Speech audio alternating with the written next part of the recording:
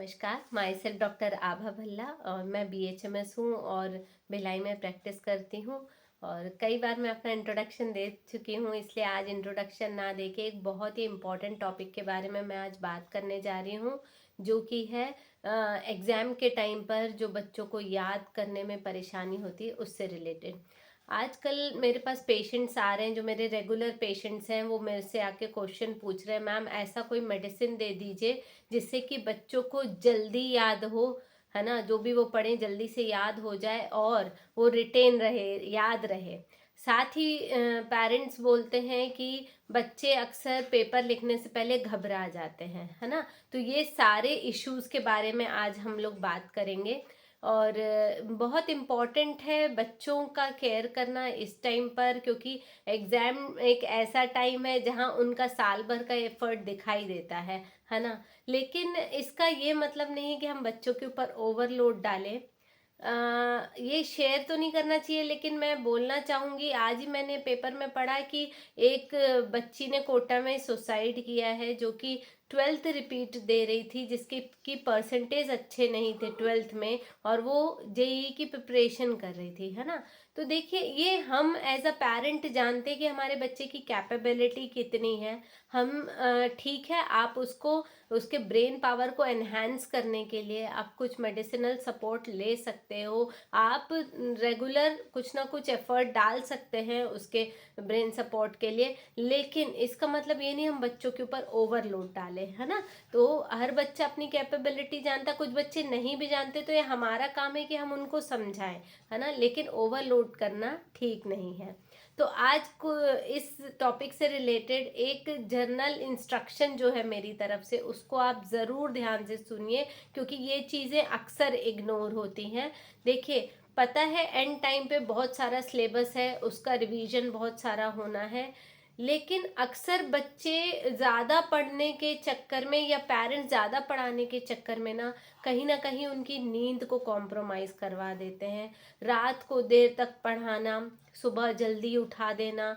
देखिए, अगर आप इस तरीके से करोगे, नींद पूरी नहीं होगी, तो वो कंसंट्रेट कर भी नहीं पाएंगे। और अगर आप ये सोचो कि आप दिन में थोड़ी देर के लिए सुला दोगे, तो हमारी बॉडी की जो हीलिंग है वो रात के समय पर ही होती है। तो बेटर है आप रात में उन्हें भरपूर 8 घंटे की नींद लेने दीजिए, ताकि दिन भर जो भी वो पढ़ाई करेंगे वो उसमें बेटर कंसंट्रेट कर पाएंगे, है ना। सो सही समय पर सोना, सही समय पर उठना बहुत ज़रूरी है, first of all. Second thing, बच्चे घर पर रहते हैं, ज़्यादा खेलते कूदते नहीं, स्कूल कम जाते, उस चक्कर में उनका वाटर इनटेक कम होता है, क्योंकि थकते कम है ना। तो वाटर इनटेक का ध्यान रखिए। डिहाइड्रेशन ज़्यादा हो नहीं पाता है, क्योंकि इंडोर्स रहते हैं बच्चे। तो वाटर इनटेक एटलीस्ट, बच्चे अगर दूध पीते हैं तो 6 ग्लास तो मिनिमम पीना ही चाहिए बच्चों को पानी, और जो लोग मिल्क का इंटॉलरेंस है उनको एटलीस्ट 8 ग्लास तो पीना ही चाहिए, इसका भी ध्यान दें। थर्ड थिंग, बच्चों की कहीं ना कहीं फिजिकल एक्टिविटी बहुत ज़रूरी है, मतलब आप उनको थोड़ा टाइम खेलने के लिए ज़रूर दीजिए। बड़े बच्चे हैं तो क्रिकेट, बैडमिंटन, ये सब कुछ, और आप भी थोड़ा टाइम निकालिए उनके साथ खेलिए, तो उनको भी ना अपनी पढ़ाई बोझ नहीं लगेगी, है ना। और छोटे बच्चे हैं तो छोटे बच्चे तो इंडोर भी खेल सकते हैं, लेकिन उन्हें दौड़ने भागने वाला खेल थोड़ी देर के लिए ज़रूर छोड़िए, शाम के टाइम पे वो ज़रूर खेलें। इससे वो भी बेटर फील करेंगे, आपका भी स्ट्रेस थोड़ा कम होगा। जब खेलेंगे उसके बाद बेटर कंसंट्रेट कर पाएंगे पढ़ाई पे। अब नेक्स्ट आते हैं हम बच्चों के खाने पीने पे। देखिए, कई बार क्या होता है, बच्चे घर पे रहते हैं, बच्चे जो बोलते हैं हम उनको बना करके देते हैं, दैट्स ओके। उनकी डिमांड्स पूरी खाने पीने को लेके, वो घर पे नहीं खाएंगे तो कहाँ खाएंगे। लेकिन एग्जाम टाइम पे थोड़ा ध्यान रखें, fast food, junk food, fried food, ये 3 F से उनको दूर रखिए तो बेटर है उनके लिए। और फ्रूट्स और वेजिटेबल्स पे ज़्यादा कंसंट्रेट कीजिए। ड्राई फ्रूट्स को आप भिगा के ज़रूर खिलाइए, बादाम, अखरोट उनके लिए बहुत अच्छा है, भिगाइए खिलाइए। आप उसका दूध भी बना के बच्चों को दे सकते हैं। तो ये सब चीज़ों का पढ़ाई के टाइम पे ज़रूर ध्यान रखिए। अब हम बात करते हैं मेडिसिन के बारे में। तो देखिए, अभी बहुत से बच्चों के एग्ज़ाम्स में लगभग महीना भर है, तो मैं एक मेडिसिन आप लोगों को सजेस्ट करूँगी।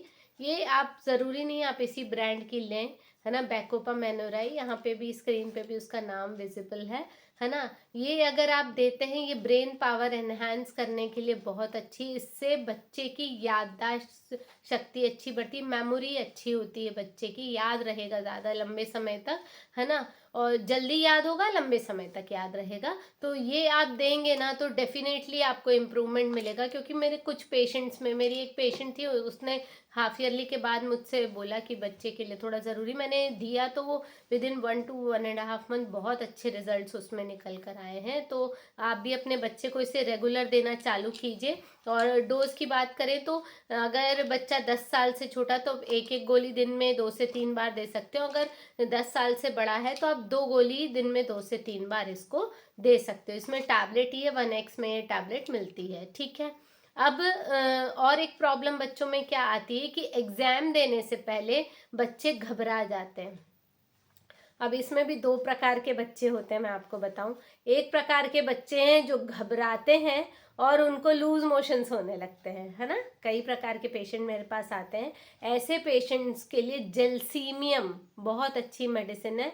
जेलसीमियम आप 200 पोटेंसी में लाकर रखिए, और अगर आपको पता है कि आपके बच्चे का ये सिम्टम है तो आप उन्हें एग्जाम के 1 से 2 दिन से पहले दिन में 1 से 2 डोज देना चालू करें, और एग्जाम में भेजने से पहले भी दें उनको। घबराहट उनको होगी लेकिन एटलीस्ट ये सिम्टम्स उसको नहीं आएंगे, लूज मोशंस नहीं होंगे उनको, है ना। तो ये मेडिसिन दीजिए। सेकंड, कुछ बच्चे होते हैं घबराते हैं कि मुझे कुछ भी याद नहीं है, कुछ याद ही नहीं आ रहा है मुझे, एग्जाम देने से पहले डरते हैं। कई बच्चे रोने भी लगते हैं कि कुछ याद नहीं आ रहा है।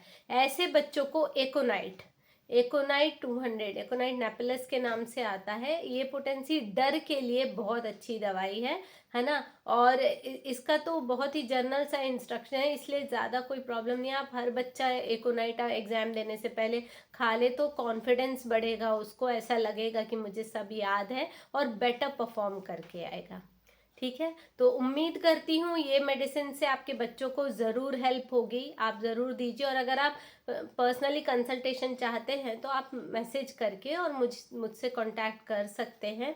उम्मीद करती हूँ मेरे वीडियोस का आपको कुछ फ़ायदा ज़रूर मिलता होगा। अगर सच में मिलता है तो शेयर कर दीजिए मेरे वीडियोस को अपने सभी फ्रेंड्स और फैमिली के साथ, ताकि ज़्यादा से ज़्यादा बच्चों को एग्ज़ाम से पहले इसकी हेल्प मिले।